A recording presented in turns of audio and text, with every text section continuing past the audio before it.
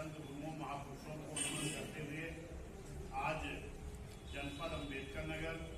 की बहुत ही महत्वपूर्ण लोगों की बहुत ही महत्वपूर्ण बैठक में उपस्थित आज के इस कार्यक्रम की अध्यक्षता कर रहे बहुत ही सीनियर पूर्व राज्यसभा लोकसभा सांसद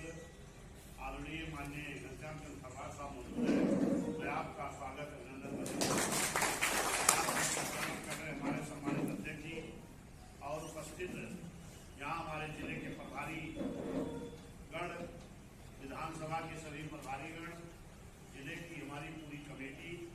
विधानसभा के अध्यक्ष सहित उनकी विधानसभा की पूरी कमेटी, वाम सेन के हमारे संयोजक गण, बीडीएफ के हमारे जिला और विधानसभा के सभी संयोजक गण और यहाँ पर उपस्थित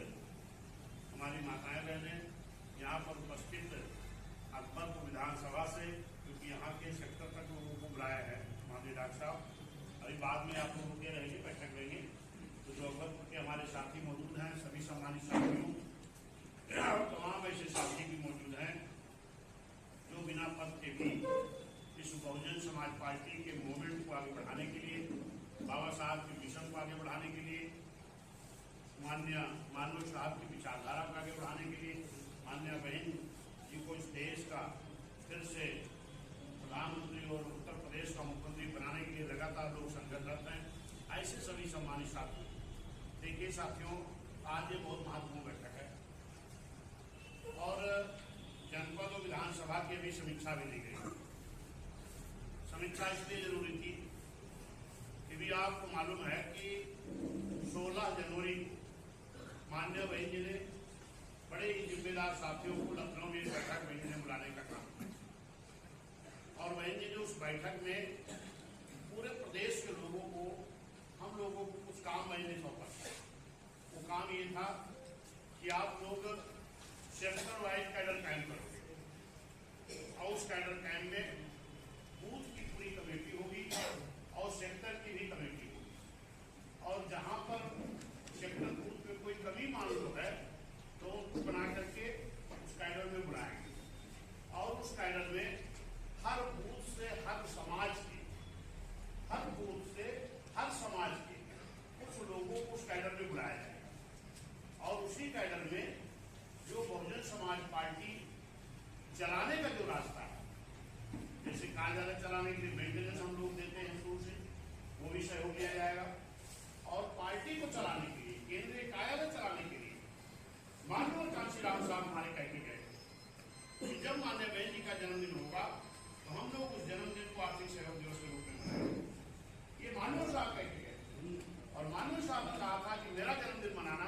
तब संगठन की समीक्षा करना, तो वो भी सहयोग उसमें लेना था ताकि पार्टी को आगे बढ़ाया जाए। लेकिन इस बात को माननीय बहन जी ने समय निर्धारित किया था। 16 जनवरी को ये बात बहन जी ने कहा और बहन जी ने कहा कि फरवरी और मार्च लास्ट तक, ध्यान दीजिएगा, माइक नहीं लगा है, मार्च लास्ट तक इस काम को आप पूरा करेंगे, क्योंकि सभी जिम्मेदार साथी, आप पब्लिक की मीटिंग नहीं है कि हम भाषण करें।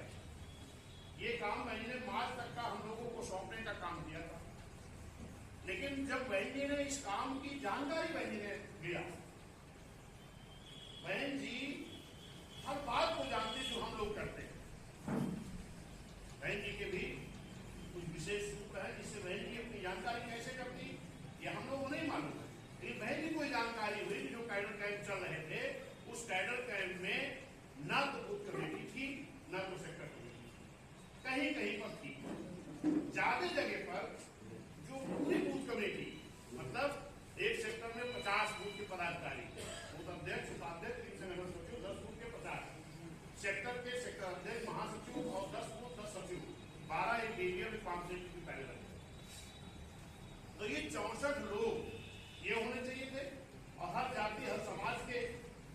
अगर आप 5-5 लोग 10-10 लोग भी एक बूथ से ले लो, हर जाति हर बूथ पर 10-5 जातियां होती हैं, अगर 10 जाति के 5-5 लोग ले लो तो ये बहुत हो जाते हैं, लगभग 150-200। ये बहन जी का मानना भी था कि हमारे कैडर कैंप में 200 लोग कम से कम रहेंगे, लेकिन क्या ये हो रहा था? ये नहीं हो रहा था। तो बहन जी ने जब इस बात को जानकारी हुई, बहन ने कहा ये काम रोक दो, क्योंकि आप लोग न तो मेंटेनेंस कर पा रहे हो, न पार्टी चलाने तभी सहयोग ला पा रहे हो और ना तो जनाधारी बढ़ा पा रहे हो। इनका मकसद था कि सहयोग भी आएगा, जनाधार भी बढ़ेगा, हर समाज के लोग आएंगे, उनकी बात की जाएगी, कमेटी आएगी, उसको एक्टिव किया जाएगा। लेकिन ये नहीं हो रहा है। इसलिए अभी माननीय भाई जी ने 2 तारीख को फिर से भाई ने बैठक बुलाया। अब इस बात को आप लोग गंभीरता से सुनो। भाई जी ने फिर जब 2 तारीख को बैठक भाई ने बुलाया तो भाई जी ने कहा भाई आप लोग जो काम मैंने सौंपा था अगर वो सही ढंग से चलता